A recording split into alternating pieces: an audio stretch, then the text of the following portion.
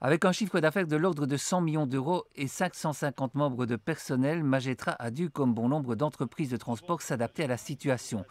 En l'occurrence, parfois la quadrature du cercle quand on a des sites d'exploitation en Belgique, Luxembourg, Pologne, Slovaquie ou encore Italie.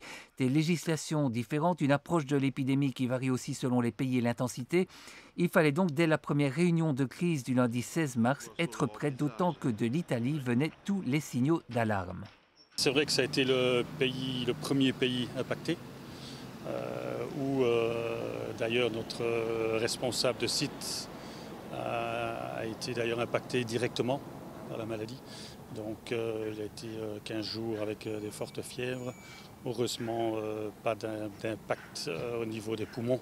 Et donc maintenant, ça fait 3-4 jours qu'il se porte mieux.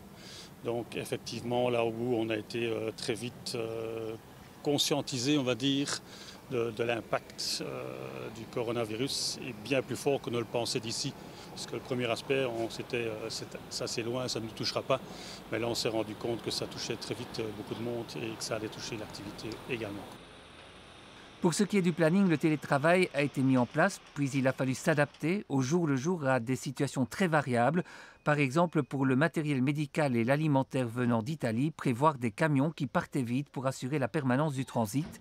Car le problème de fond, c'est que si le transport est maintenu, en amont ou en aval, les entreprises peuvent ne pas fonctionner. Le transport en lui-même peut continuer, mais la plus grande difficulté, c'est soit les clients qui ont leur site fermé et qui ne produisent pas, soit les destinataires qui ne peuvent pas réceptionner.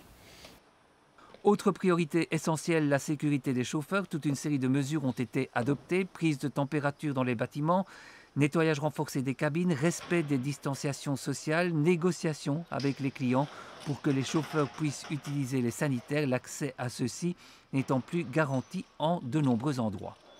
On profite aussi pour remercier nos chauffeurs qui effectivement dans cette période difficile continuent à travailler, à nous servir le mieux possible. Et donc là, on a eu un grand soutien de ceux-ci qui ont souhaité continuer à travailler le plus possible. Aujourd'hui, la société a pu travailler en bonne intelligence avec ses banquiers et ses assureurs. Il reste maintenant à se tenir prêt pour la reprise, sans savoir quand elle arrivera véritablement et quelle physionomie elle prendra.